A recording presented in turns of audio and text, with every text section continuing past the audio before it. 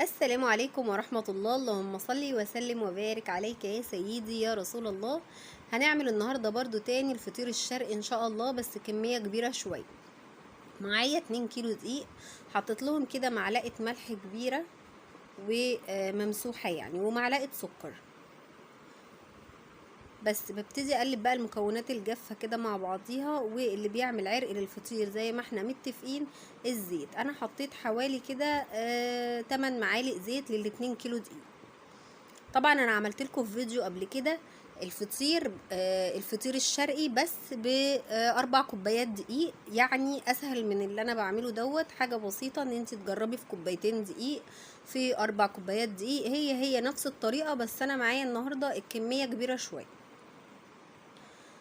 وبتعجني بميه عادي من الحنفيه، طالما الجو يعني مش ساقعه ولا حاجه، ولا الميه ساقعه، عادي اعجني بميه من الحنفيه. لكن لو انت في الشتاء دفي الميه حاجه بسيطه، وابتدي ان انت اعجني بيها. طبعا الفطير ولا بيتحط له خميره ولا بيتحط له بيكنج باودر ولا اي حاجه من الحاجات ديت واحنا بنعجنه، هو بس بالميه كده والملح زي ما احنا متفقين، رشه ملح ورشه سكر.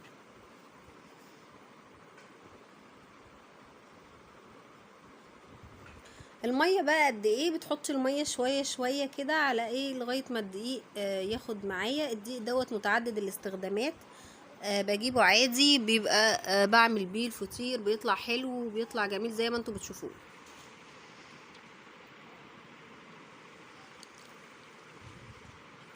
حاولت اجري الفيديو على قد ما اقدر، بس عايزاكم تشوفوا الخطوات كلها معايا.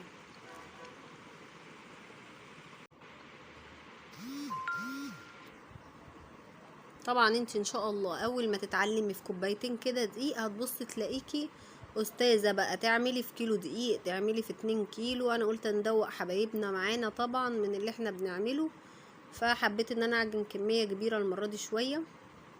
خدتها كده على الصينيه عشان اعجن فيها براحتي، لان هي ايه محتاجه تتعجن كويس. تلمي في العجينه كده من الجنب ده ومن الجنب دوت، وتقعدي تعجني على قد ما تقدري.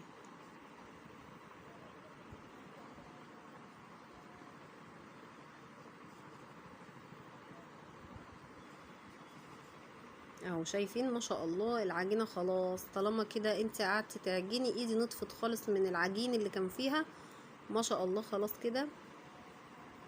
هبتدي بقى ان انا احطها واسيبها ترتاح، وادهنها دهنه زيت.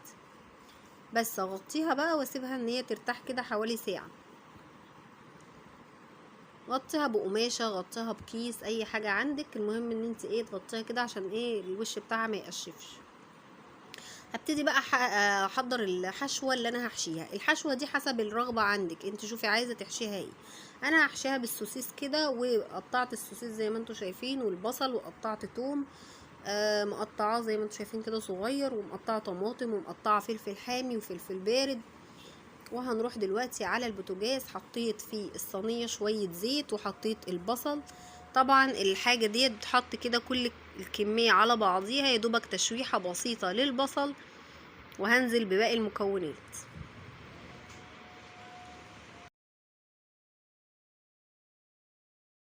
وحطيت اهوت التوم، برضو تشويحة بسيطة ما بتكملش ربع ثانية يعني.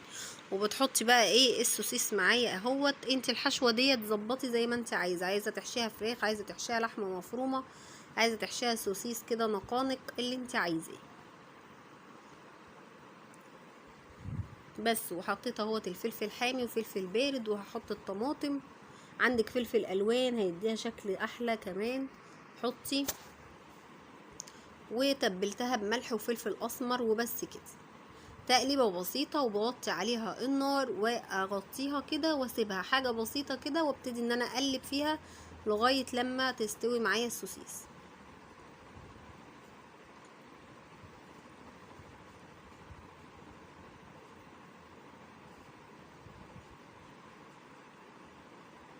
طعمه بيبقى تحفه جدا. عايزه اقول لكم ان انت لو مثلا مش عايزه تعملي اكل في يوم ولا حاجه، وعملتي كده زي الطريقه ديت بالسوسيس، وجنبها طبق بطاطس محمره وشويه مخلل، انت كده قضيتي يومك وبوجبه تحفه جدا. دلوقتي كده خلاص، بعد ما اختمرت معايا او ارتاحت، ما اختمرتش، هو ما فيهوش خميره عشان يختمر ولا اي حاجه. بحاول ان انا ايه اقطع بقى قطع على قد الصينيه اللي انا هحط فيها. انا كل صينيه هحط فيها رقين من تحت ورقين من فوق والحشوه في النص، فبقطع على حسب الصينيه، او هقطع كمان تقطيعه كبيره شويه عشان انا هعمل فصاج. فبحاول بقى ايه اظبط نفسي كده في التقطيعه اللي انا عايزاها.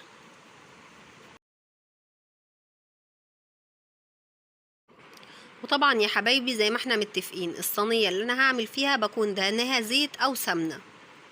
بس هفرد الفطير بايه؟ هفرد الفطير بسمنه.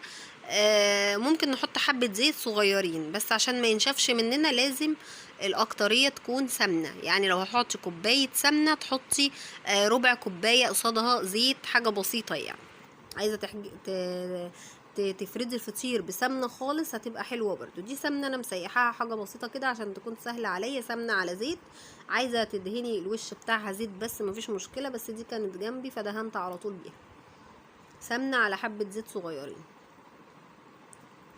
واغطيها برضو في المرحله ديت بكيس او اي حاجه عندك قماشه، غطي بيها برضو. وشايفين ما شاء الله العجينه معايا عامله عرق ازاي، ما شاء الله تحفه جدا يعني.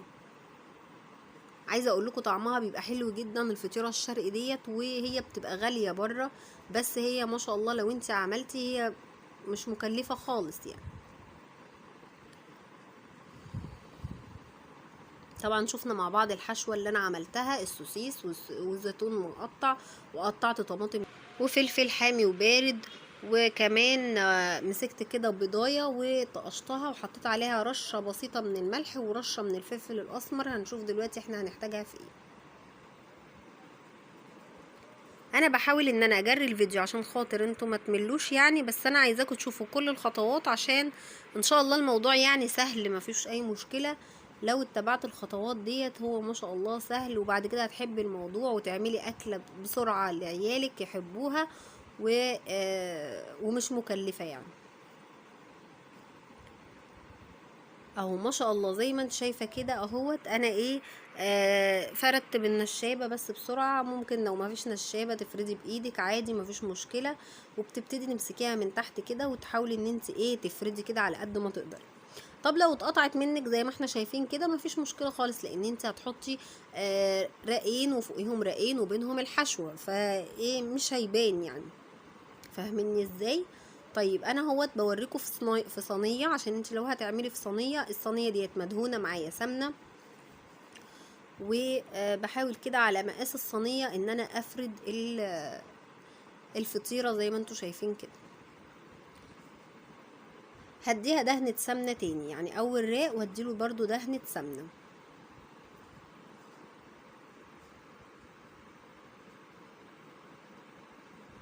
طبعا ما شاء الله ال2 كيلو عملوا لي كذا واحدة، يعني عملوا لي حوالي 4 وصاج كبير يعني ما شاء الله.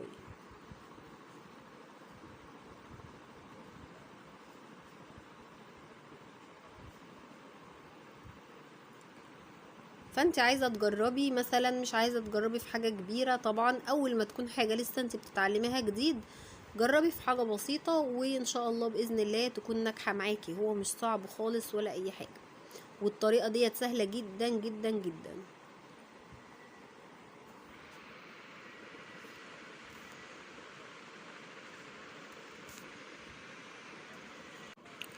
عايزه اقول لكم بقى ان انا جربت كتير ان انا اعمل فطير بقى شرقي وفطير مشلتت، عشان خاطر انا بحب الفطير بجميع انواعه وبجميع اشكاله بصراحه.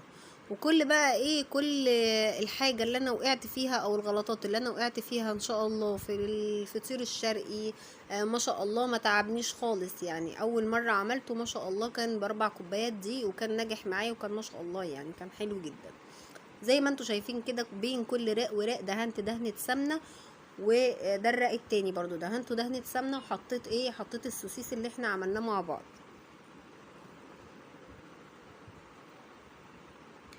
رشه كده من السوسيس، رشه من الزيتون المقطع، طبعا كل الحاجات دي بتديله طعم حلو جدا. طبعا برضو رشه طماطم كده مقطعه، رشه فلفل اخضر، فلفل الوان لو عندك حطي.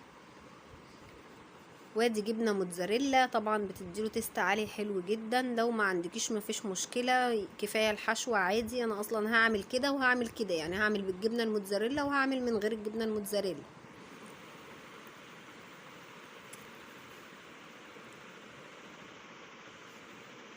بس كده انا بعمل كده الرق التالت اهوت.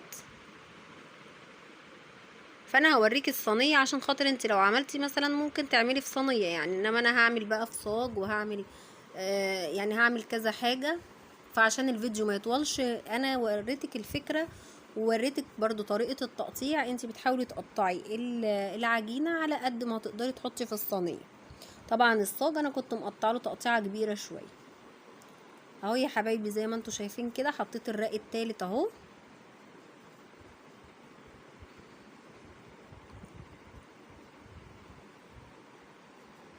وبدهنها برضو دهنة سمنة. طبعا انا في الوقت اللي انا بفرد فيه كده الفطير انا مسخنه الفرن على اعلى درجه. لازم الفطير يخش على اعلى درجه. لو سبتيه كتير في الفرن هيبتدي ان هو ينشف منك ومش هتحصلي على النتيجه اللي انت عايزاها. فانت عايزاه يكون طري ويكون برضو كريسبي شويه كده، يكون حلو. فانت بتسيبي الفرن يكون سخن جامد، وقبل قبل ما تكوني بتفردي يعني وكده يكون الفرن سخن جامد جدا على اعلى درجه، عشان تيجي تدخلي الفطير ما ياخدش وقت خالص. يعني ما بياخدش اكتر من 5 دقايق 6 دقايق في الفرن وتطلعيه. ده كده معايا اخر راق. بس بحاول بقى اقفل من الجنب يعني على قد ما بقدر كده، اقفل الفطيره بتاعتي. برضو هي مش هتتفتح ولا اي حاجه، بس برضو عشان ايه لما اجي اطلعها كده تبقى ايه تبقى متماسكه وتبقى كويسه.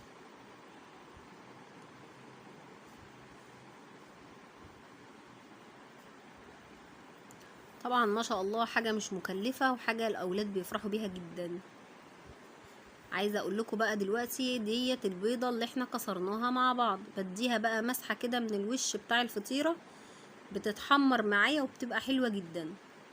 طبعا عليها رشه ملح صغننه وعليها رشه فلفل اسمر، وبحط كمان رشه جبنه موتزاريلا. بس كده بعد ما طلعت معايا من الفرن ما شاء الله. بس كان الجو ايه يعني انا نسيت انور النور بصراحه، ف معلتش الاضاءه معلش انا اسفه. بس هي ما شاء الله يعني طلعت جميله جدا. ديت اللي هي بالجبنه الموتزاريلا. انا قعدت بقى ايه يعني اعمل كذا واحده، فالوقت عدى مني يعني شويه. اهو شايفين ما شاء الله مورقه وحلوه وطعمها كان خطير جدا جدا جدا.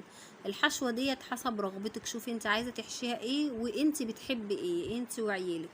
طبعا شويه كاتشب بقى جنبيها وانسي الدنيا. دي بقى الفطيره ديت انا عاملاها هيت مفيش لا جبنه موتزاريلا من الوش ولا حاجه، يا دوبك دهنه البيض اللي احنا حطيناها حطيتها على الوش وخلاص. وما فيهاش جبنه موتزاريلا من جوه ولا من بره ولا اي حاجه خالص، هي يا دوب الحشوه بس. بالهنا والشفا يا حبايبي، وان شاء الله تجربوها وتنجح معاكم. وبحبكم في الله، وما تنسوش الاشتراك في القناه وتفعيل الجرس. والسلام عليكم ورحمه الله وبركاته.